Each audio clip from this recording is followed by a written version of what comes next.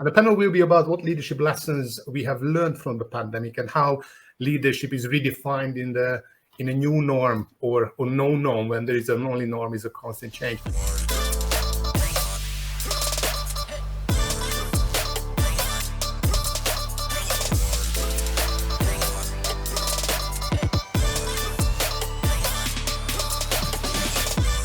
Three amazing ladies will be here with me on a virtual stage when we talk about what leadership lessons has COVID taught us and how leaderships can be redefined. The former global head of leadership, Louise will be here with us from Volvo Cars, from Workhuman, Donna, Louise, Fitzpatrick, the global talent development manager, career coach, and Spark coaching lead. And last but certainly not least, from GE Healthcare, Katya, Kruglova, Vice President of HR, will be joining me on the panel. But before we start there, I'd like to take the opportunity and learning from Derek. It was really nice to learn about us, about him as a human being, of course, because without human work is just work. Would you please let me just open this question for all panelists? Can you just share one or two interesting facts about you that make or show your human side, if I may put it this way? Let me ask Katya if you were to... Let me start. Yes, hello everyone. Great to be on this panel. Continue with the gratitude. I think, Mihaly, thank you for inviting us, and thank you for all of the audience for your active participation. Well, interesting fact. Well, I've lived in 3 countries. I have only one daughter. And during COVID, we actually started to have a dog, a pet. We never had dogs, so I think that's the most spoiled dog in the world now, right? So, so that's the impact of COVID on my personal life. Thank you, Katya.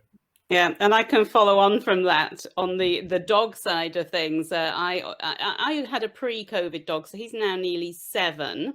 I'm actually living in Sweden, and we have a moose around the house at the moment. So if suddenly the dog goes crazy, you know the moose is in the garden. And the moose have this habit of eating the apples at this time of year off the trees and getting drunk. And I haven't seen one, but I've seen pictures of them. It's quite good. You're gonna take a video of that if there's an opportunity. If it happens, maybe I'll just set the camera over and we can all look at that rather than focus on leadership. Drunken moose. Maybe. Thank you for sharing that, Liz. Donna. Now, I just got disconnected there, Mihaly. So if you could share the question, please. Yeah, so basically I was sort of following Derek's example, and I said work without human is just work. So I wanted to just get a glimpse of your personal sort of life. What can we learn about Donna in a couple of words as a human being, as a person? Okay, well, I mean, first off, I'm super passionate about people. I guess, but if I wasn't, where I'm working now, I am also very passionate about paleontology. So that's something that a lot of people, well, a lot of my colleagues possibly know through our Ignite conferences and so on. But yes, so just as much as I'm passionate about people, I love paleontology, I love history, and it just enriches my soul. Then in this case, I can guess your favorite character from Friends quite easily. Ross. You know. Indeed. I'm not saying about anything about myself. So besides, of course, I also love what I'm doing. I enjoy connecting people and organizing virtual and, of course, physical conferences as well. But besides, what I picked up during the pandemic is sourdough baking.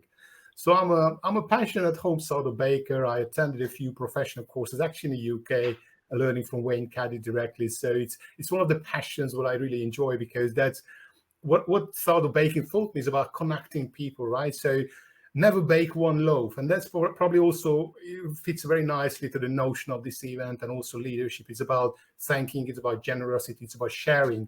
I never bake one loaf. I always give it away to friends, neighbors, relatives, whoever comes by.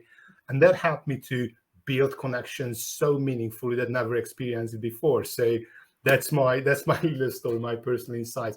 But let's just move on to the topic of the panel discussion, what we've learned from the COVID pandemic and what we are taking towards. And the question I'd like to turn to Katya about, when you think about the pandemic impacted your own workplace, what was your key learning point for you as a leader?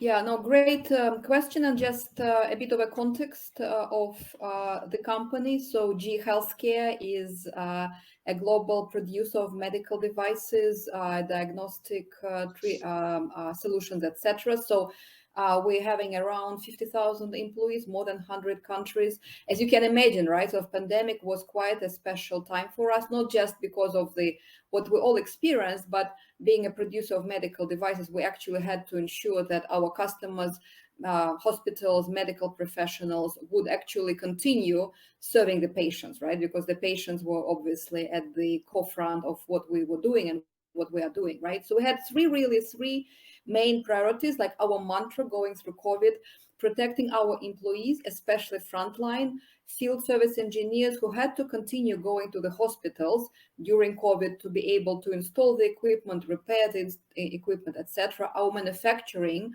colleagues who had to produce the equipment that was much needed, right? If you think about ventilators, anesthesia machine.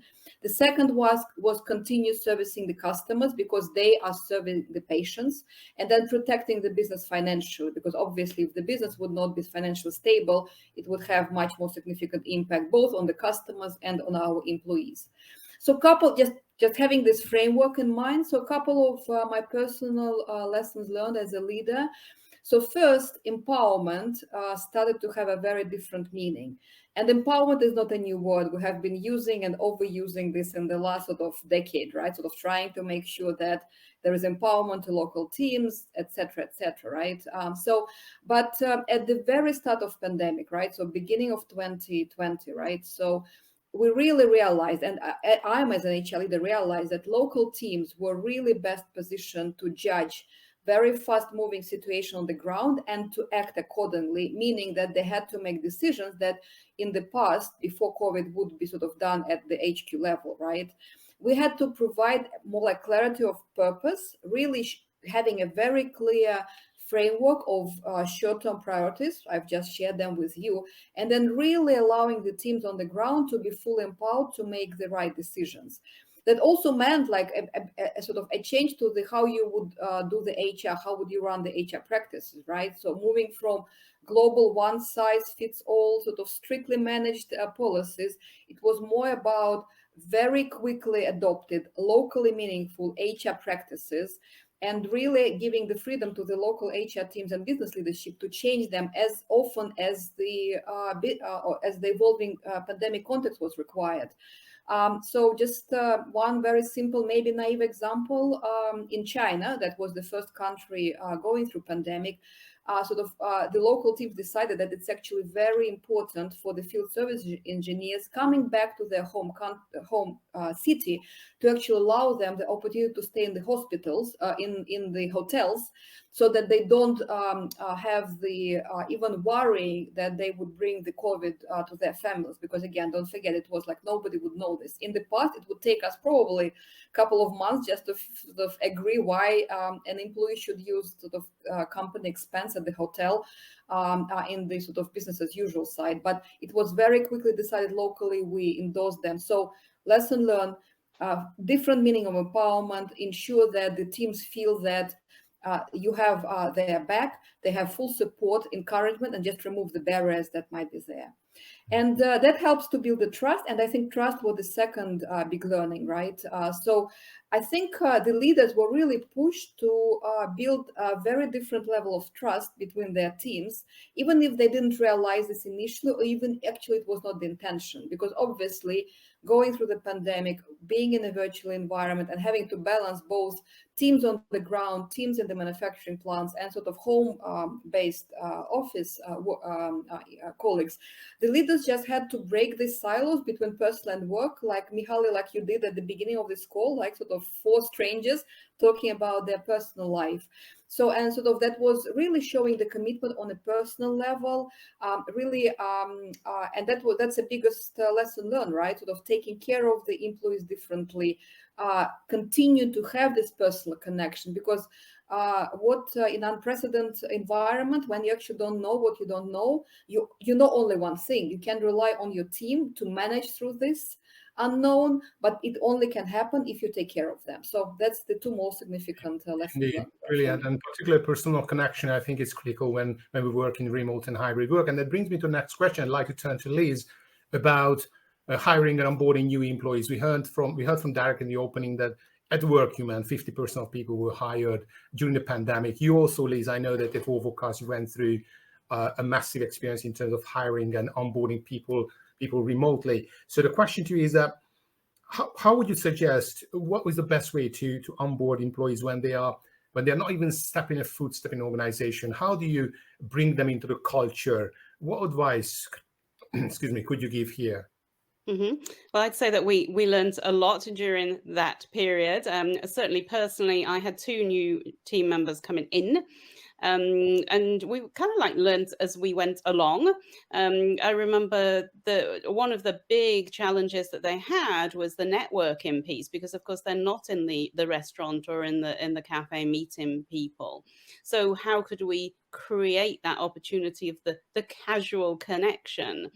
So we actually built, we had a buddy scheme anyway. So the buddy would then connect to various people, whether it was in China or the US, so that they'd have Teams meetings with people all around the globe. So it was kind of like a forced connection, if you like. One of the things you probably know about Sweden is we have a lot of fika, and that's where you have a cup of coffee and some cake and a chat. And of course, we just turned that into a virtual fika. So we had these very regular fika sessions for new employees, so that they could meet other people in the organization and rotate. So it wasn't just meeting people that they'd already met. It was very much going out into team chat rooms and being able to meet one-on-one. And that worked, I think, really, really well for people to be able to do that. And to make sure, I mean, one of the things that happened in our teams, we'd have a team meeting on a Monday morning, and then everybody would go off and sort of do their work. But, you know, if you're new in the team, you're kind of like, okay, now I'm on my own. What do I do? So another idea that we had was to just have the teams meeting open all day. So that then, you know, you could be doing some individual work, but you could say, hey, you know, just wanted to chat. Can we just have a coffee? You know, can I just brainstorm something? So we had that ongoing connection throughout the day, because as we've already learned this morning, that is super important. But now, as of course, we are in a sort of a hybrid world of work. Did you find that people actually were waiting for the personal connection after sort of trying to make a virtual connection through various virtual activities? Did you find that making that personal connection made a difference, or what was your view on that? People wanted to connect physically. Absolutely. We saw that. And when people came back into the office and connected physically, they said, now we want to get back home again so we can get some work done. So it's so interesting. We always want what we haven't got, don't we? And I think it's super interesting that the hybrid remote debate. I mean, we're not going to talk about that so much now. But when you hear Microsoft saying that 87% of employees believe that they're productive, and then you've got whatever equal amounts of managers go, no, they're not. Really, really interesting. I mean, and from a Volvo perspective, we had our best year ever, the most profitable year in history during the pandemic. Wow. And just make sure that whatever you took away from leadership perspective, probably it's a lesson for organization. Let's not fall back to the known and comfortable way of working. Exactly. And of course, it was all down to leadership, because that was my area. So that's clearly what it was all about. Let's move to Donna. Of course, Workhuman, as we learned from Derek, is all about recognition. It's all about thanking to each other. It's all about virtually and physically appreciating one another. How did you how did you put what you preach in practice, and how did you ensure that your team felt supported, felt listened, felt appreciated when they were physically distant? And what did you bring from the remote working from a COVID area that you can apply or still apply today in this hybrid world of work? Well, I think this is such an important question, Mihaly, and thanks for spotlighting it. And absolutely not intending to, beat the drum of the benefits of an employee recognition platform, but it really, really works. And, you know, don't even take my word for it. The power of recognition, you know, is science-backed, as we heard from Derek earlier. And Workhuman, of course, can speak to this from our first-hand experience. And we found that through our digital recognition platform, our employees, you know, they feel valued, and they feel recognized, and they feel a sense of connection to both their colleagues and to our company. And especially because there's a lot of life events that we do as well. So it's not just thanking people for, you know, you did an absolutely, you know, great job, you know, in terms of, you know, the impact and how that measured and how we can sustain that. But life events, championing, you know, people's birthdays, people's, you know, celebrations, buying a home, you know, having a baby, whatever that is, you know, but really, really championing the whole human. You know, and the best part is that this gift keeps on giving. And why? Because it doesn't matter where our employees are working from. Recognition can happen anytime, anywhere, and to anyone. And the impact to us as humans is profound. And to echo or Derek even earlier, without the human, it's just work. Thank you for that. And what's interesting, previously, I mean, we've been running several conferences. What came out this year as a trend, or probably more under the sort of a magnifying glass, is the pressure on managers, particularly mid-managers, when it comes to leading and managing their own team. They've been struggling. They've been probably been under the most pressure. So it's a question to probably all of you. What was your experience in dealing with managers in your organization with the new way of working? And what did you learn from it, and how did you support, how did you change your view on the role of managers in terms of supporting them to deal with today's new realities?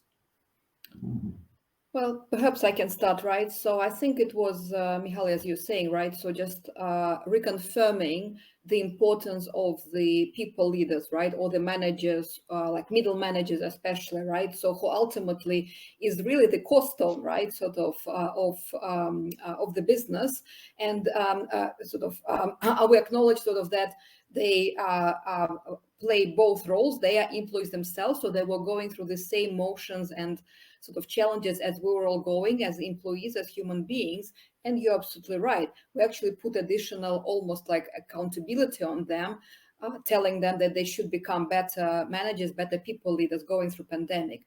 So what we realized early on, that while we had some sort of formal training for different stages of newly appointed people leader experience, etc., but what really they needed, some practical, very quick, almost live examples, and sort of more senior leaders, more experienced leaders sharing their sort of what they're going through and how they're dealing with this. So we had a series, almost like town halls, right? Sort of virtual communication channels, where we asked our most senior leaders sharing the examples of what they're going through, how they are helping the teams, how they're managing the team. So any people leader can sort of dial in, listen, and get sort of these lively real life examples. So it served two purposes. It actually allowed us to show the human side of the most senior leaders, to show that actually it's okay to be vulnerable. It's okay to say, well,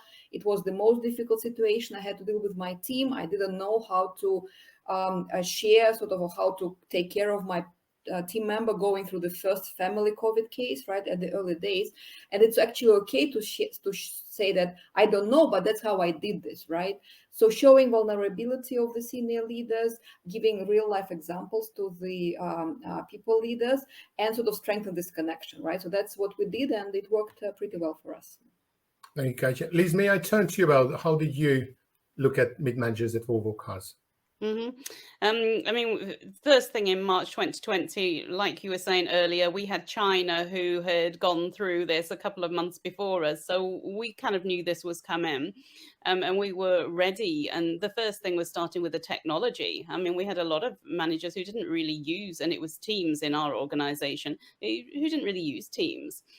So we very quickly got out there and got them up and running on Teams and how to work with Teams so that they could have their one-to-ones, and just helping them to understand you still can work remotely with Teams. It works very, very well, actually. And to have those, as I say, the one-to-ones, the feedback sessions. And what happened was we ended up going online with bite-sized learning for all of our leaders. And I think in a normal year, we'd probably see around about 800 leaders going through sort of the face-to-face programs. And we saw 2,000 going through during that period. So it was pretty spectacular. And it just gave them the confidence and skills to be able to work remotely, to be able to connect with their teams, to be able to pick up the phone. There was more picking up the phone and just checking in. Hey, how are you today? How's it going? What do you need? And that was pretty special, I think. That's brilliant. Thank you, Louise. And Donna, of course, Workhuman went through a massive hiring during the pandemic, which of course comes with additional challenges of not just the way of managing teams, but also bringing new team members, engaging them, connecting with them. So what was your way of dealing with managers to make sure they feel the right level of support? I think even building on what Katya and Liz has mentioned there, but it was definitely about quickly transitioning and, you know, progressing whatever technology that we had, that we were adopting that as our, you know, mode of contact, you know, so that was super, super important for us. And getting people to a place where through the virtual lens, through the virtual world, that people still had that connection. So I guess, and also as well, I think, you know, a leadership takeaway in a way was that change is happening, and almost to in the face of change and the scariness that brought for everybody, having that empathy, but also making sure that, you know, people felt empowered by change and not so scared of it, where, you know, everything can change in an instant, but change became a valuable commodity for us, you know, as leaders, but as humans, and, you know, to be better than we were yesterday. So if we could accept, you know, and I guess embed that message that change is a constant, then we were, as, you know, a collective, as an organization, we were embracing the endless possibilities that change invites, and we were shifting those paradigms, freeing us and our teams to become trailblazers, driving, you know, innovation and moving the needle on the business metrics that mattered. Thank you, Donna. And particularly, let me pick on the topic of change, because that's just so important, and mention that the only thing is constant these days is change. Yeah. And the biggest sort of a disconnect, the biggest disengaging factor is the uncertainty, when somebody feels that things don't go the way, there's not unpredictability in business, probably. So what's your experience in terms of communicating change with your leaders and through your leaders to the entire workforce? What have you learned in the pandemic, and that you actually carry towards after the pandemic, that make change stick in a long run? Let's start with Liz this time, if I may. Well, it's the old saying, isn't it? It's communicate, communicate, communicate, and communicate in different ways. One of the things that we did during the pandemic was started a radio show, and that was like just an informal chat show, really, where people could call in and talk about, you know, what they were struggling with. Was it an actual radio show at Volvo Cars? Internally, yeah. Oh, wow. Yeah, and it was great. I mean, it was, and we had guests coming on, so that was kind of like an informal way of getting messages across. And then we had our more formal, if you like, sort of corporate let's talk. And people appreciated both, because they were getting the corporate message, and then they were getting something that was a little bit more, hey, you know, we don't have to be using the wellbeing app that you've provided us, and we don't have to be doing exercise if we feel really sad and want to sit on the sofa and, you know, eat chocolate biscuits. That's okay too. So it was that sort of informal and formal, so different modes of communication as well as the, you know, the one-to-ones. Yeah. Brilliant. Katya, is there anything you'd like to add from your end? Yeah, no, I think Liz took the words out of my mouth. Communicate, but just maybe talking about a bit more softer side. So I think it was important to remain confident, yet be flexible to adjust sort of both the tone and the content of the messages as we were going through different cycles. It's important never to overreact, right? So I would say be deliberately calm. You cannot be neither positive nor too negative, right? So, and just connecting back to what Judith was saying, right? Consistency of the values. I think it was also important, always have sort of remind our teams about the purpose of our business, about the 3 priorities that we set ourselves going through the pandemic. So whatever we're communicating, we're connecting this back. So at least sort of the teams feel that there is some stability in this chaos of change, right? And that was around sort of what we do, for whom we do, and sort of what we are going to achieve short term. So that was some of the lessons learned for us. Brilliant. And I just look at my clock here, and sadly, this half an hour is up. So it's obvious that time flies when we are having fun. So maybe as a closing comment, what would you say? Let's start with Donna this time. What would you say around what we learned in terms of leadership and how to engage, appreciate, and connect people at our workplace, which we learned from the pandemic, and then we move out, which we can carry forward from here on?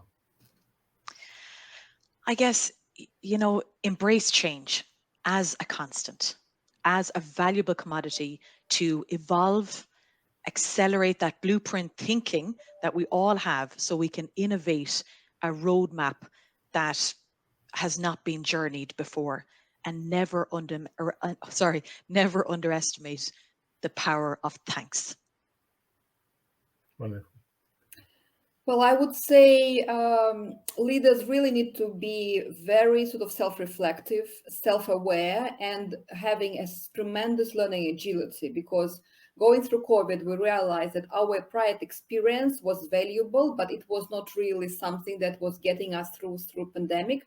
As we said, we had to innovate, quick decisions, really different decisions. So this learning agility and accepting that the leaders can and should learn from their teams. So how do you create your team with very different backgrounds, very different experiences, and how as a leader you can be vulnerable and humble, say, well, actually, I don't know what I don't know. I will learn from my team and be grateful for these learnings and thanking the teams for that. So I think that is quite important going forward. Thank you, Katya.